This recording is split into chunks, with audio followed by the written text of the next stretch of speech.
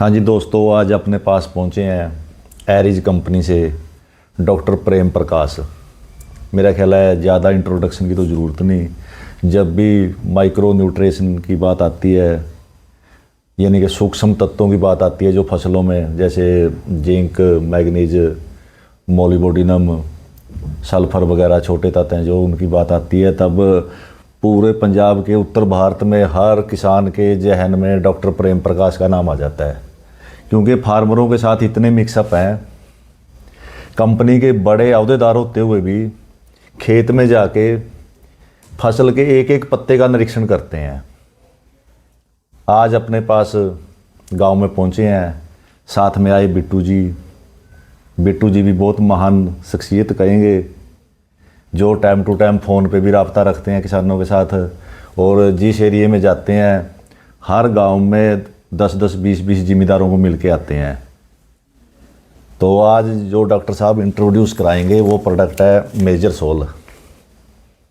तो डॉक्टर साहब आप इसके बारे में बताओ, आज जो अपनी गेहूं की फसल है उसमें किस स्टेज पे करना है और किस अमाउंट में करना है? सर ऐसा है, ये जो प्रोडक्ट है ना स्पेशल, जो मेजर सोल है व्हीट स्पेशल, यानी सिर्फ व्हीट के लिए ही है। ये जो प्रोडक्ट जो बनाई गई है ना मेजर सोल व्हीट स्पेशल, इसकी स्टेज 2 स्टेज है। पहला स्टेज है जो टिलरिंग स्टेज है, जब कनक फुटारा करती है, ठीक है जी। उस स्टेज में करते हैं तो एक तो अगर ज़्यादा इनिशियल स्टेज में करते हैं तो फुटारा में मदद करती है। दूसरा, अगर फुटारा हो गई है तो जो सबसे लास्ट में जो रहती है ना, जो फुटारा लास्ट में होती है, वही बराबर हाइट पे जाती है। ठीक है। उसको ये होता है कि एडिशनल सप्लीमेंट देते हैं, ये बराबर हाइट पर जाएगी तब निसरेगी। दूसरा इसका जो स्टेज है वो है रिप्रोडक्टिव स्टेज। जब ये बाली बनना, गोब बनना शुरू होती है, इसके गर्दन मोटे होने शुरू होते हैं, उस समय होती है। उसमें क्या होती है, जैसे इसमें 15% फास्फोरस है, 15% पोटास है, 15% मैग्नीज है, 2.5% जिंक है और 12% सल्फर है। फास्फोरस का काम है, जो इन्फ्लोरेसेंस होती है, फ्लावरिंग होती है, निसरती है, वो सिट्टा लंबा निकलेगा। ठीक है। हाँ जी। जो पोटास है, पोटास का 2 स्टेज पे काम करती है। जो इनिशियल स्टेज में जब सॉइल में देते हैं उस समय रूट डेवलपमेंट करती है, लास्ट स्टेज में सीधा ग्रेन पे काम करती है। पोटास का मतलब है ग्रेन डेवलपमेंट, ग्रेन को, दाने को भारी करने में। थोड़ी बहुत अगर भारी होती है तो लोग इसको कहते हैं कि चमक भी लाती है, जो 13-45 स्प्रे करते हैं तो चमक भी लाती है। ठीक है। तीसरा एलिमेंट है इसमें मैग्नीज। मैग्नीज का काम जो है बहुत, मैं लग रहा है कम से कम 11 साल से स्कूटर से घूम करके जिम्मेदारों को कहा मैग्नीज की स्प्रे करने के लिए। अब यूनिवर्सिटी जो है ना, कम से कम 6-7 सालों से जब कही है ना, यूनिवर्सिटी 3 स्प्रे है मैग्नीज की कहती है करने के लिए। हम तो अब जिम्मेदारों को कहते हैं कि एक ही कीजिए। इसमें 15% मैग्नीज है। जो मैग्नीज का जो मेन काम है वो नाइट्रोजन को मेटाबोलाइज करती है। मेटाबोलाइजेशन का मतलब कि नाइट्रोजन की जो यूटिलिटी को बढ़ाती है। देसी भाषा में कह लो तो जो यूरिया है ना, यूरिया उसकी कंजम्पशन को, उसको लेने की क्षमता को बढ़ाती है। अगर मैग्नीज की डिफिशियंसी है तो जो हम ज़्यादा यूरिया भी देते हैं ना, वो पौधा ले नहीं पाता है। अगर मैग्नीज की डिफिशियंसी पकड़ना हो तो आप देखेंगे ना कि एक तो पत्ते के ऊपर डॉट डॉट से बने रहते हैं, और जब निसारा होती है ना तो एकदम लगे सांप की तरफ पत्ती लपेट लेती है उसको। ज़्यादातर सैंडी सॉइल में इसके कमी, मैग्नीज की डिफिशियंसी देखी जाती है। तो इसमें 15% मैग्नीज डाली हुई है। जिंक है 2.5%। जिंक के बारे में आपको पता है कि जिंक एक ऐसा माइक्रो न्यूट्रिएंट है कि जिस स्टेज के लिए डालेंगे उसी स्टेज में काम करती है।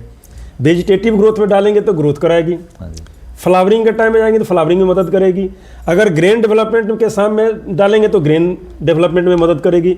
तो ये 2.5% जिंक है, ये प्लांट में इम्यूनिटी लाती है, बीमारी से लड़ने की क्षमता भी बनाती है। सल्फर है इसमें 12%। सल्फर एक ऐसा एलिमेंट है कि 2 तरीके से काम करती है, एज ए फंजीसाइड भी करती है और एज ए न्यूट्रिएंट भी करती है। सल्फर से एमिनो एसिड का फॉर्मेशन होता है, सिंथेसिस होता है।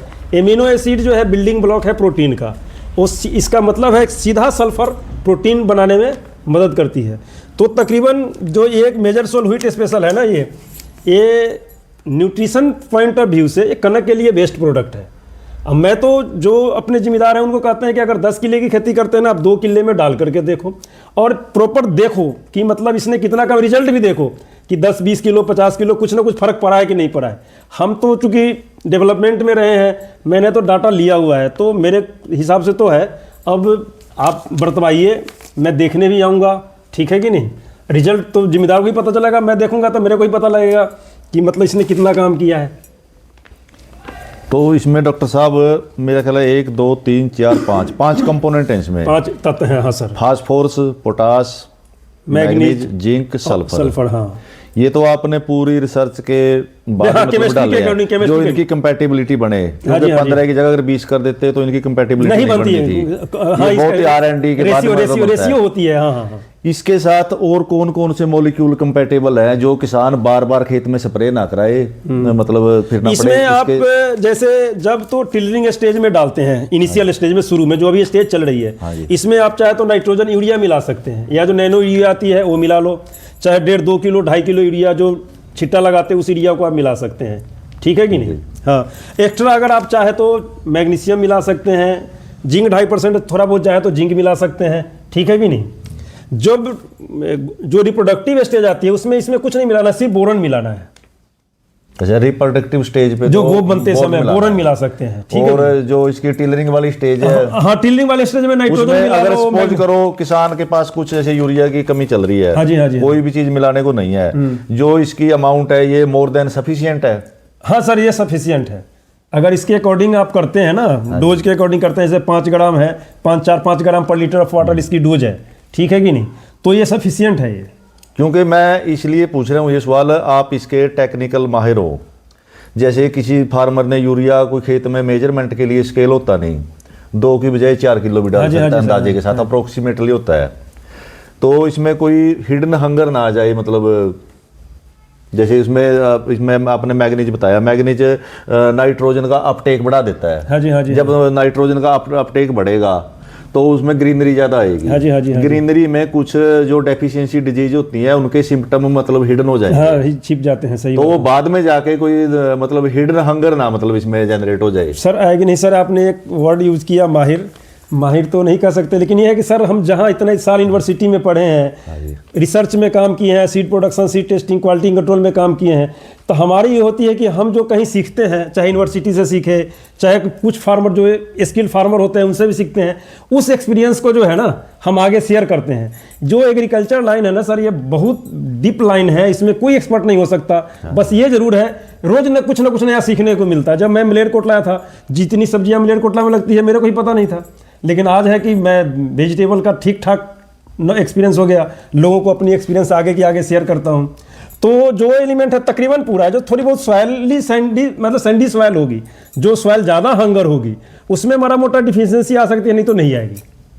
ठीक है जी। अब इसकी जो मात्रा और पानी का मतलब कि कितने लीटर ये पानी सर जो है ना, एक्चुअल जो मेरे अकॉर्डिंग जो है ना, ये 1 किलो पैकिंग को 1.5 एकड़ में डलवाइए, ठीक 1.5 एकड़ में डालना चाहिए, ठीक है कि नहीं। मतलब 1.5 एकड़ में फिर 300 लीटर पानी लगवाएं या 200 लीटर? जैसे 1 एकड़ में 125 लीटर 150 लीटर पानी बहुत है, ठीक है जी। ठीक है कि नहीं। तो मतलब 300 लीटर पानी कितना हो गया, जैसे मान लिया जाए कि 200 लीटर पानी 200 लीटर पानी की है, ये है, मान के चलो 200 लीटर मतलब 2 ग्राम प्रति लीटर, मतलब नहीं, ये तो है सम 4 से 5 ग्राम 4 से 5 ग्राम प्रति लीटर। फिर इसमें जैसे फंगीसाइड में ज्यादा पानी डालते हैं उतना पानी डालने की जरूरत नहीं। न्यूट्रिएंट में पानी ऐसे भी कम डलनी चाहिए। अच्छा। जो पेस्टिसाइड के अकॉर्डिंग न्यूट्रिएंट में पानी कम ही डालना चाहिए, क्योंकि अगर आपने लीफ पे आ गया ना तो पत्ता ले ही लेगा, तना ले ही लेगा, खुराक नीचे तक चली जाएगी, ठीक है ना। इसको लेना भी होता है, ऊपर ही देना होता हाँ है। जी। सॉइल से तो जो हम लोग फर्टिलाइजर देते ही हैं, ठीक है कोई कि नहीं? स्टिकर वगैरह मिलाने की इसमें जरूरत है या नहीं? हमारे हिसाब से कोई जरूरत नहीं है इसकी, स्टिकर लगाने की जरूरत नहीं है। स्टिकर तो सर ऐसे ही जो मौसम अगर खराब हो उस समय डालते हैं, थोड़ी सी अपटेकिंग बढ़ा देती है। अगर पेस्टिसाइड के साथ मिलाते हैं तो सरफेक्टेंट है, थोड़ा सा उसको यूटिलाइजेशन को बढ़ा देती है, थोड़ा फैला देती है, जल्दी काम कर जाता है। जो इसका मोड ऑफ एक्शन है वो मतलब नीचे से ऊपर जाता है और ऊपर से नीचे भी आ जाएगा सर? हाँ, ये? नीचे भी आएगा। क्या बोलते हैं उसको आपकी टेक्निकल भाषा में? ट्रांसलेमिनर, न्यूट्रिएंट ट्रांसलोकेशन कहते हैं उसको सर, ठीक है कि नहीं। चलो जी, बहुत अच्छी जानकारी दी डॉक्टर साहब ने। अब आप अपने पिछले सालों के जो जब से ये रिसर्च कर रहे हो जी सर, उसके तजर्बे बता दो जी, क्योंकि आप तो गांव खेत में जाके और खेत की बट पे मेंढ पे बैठ के भी चाय पी लेते हो। हाँ जी, हाँ जी, हाँ। मैं तो आपको अच्छी तरह जानता हूँ, आज से नहीं, लॉकडाउन से पहले भी आप आते थे इधर। और हर किसान के साथ आप एक परिवार की तरह मतलब डील करते हो। सर जी, तो आप अपना निजी तजुर्बा साझा करो सर जी, ऐसा है कि जैसे जब ये प्रोडक्ट आज से हमको लगता है 6-7 साल पहले इंट्रोड्यूस हुई थी, तो मैंने जो अपने ज़्यादा क्लोज जिम्मेदार थे ना, उनके जो 10 किले की खेती करते थे, मैंने उनको 2 किले में डलवाया था।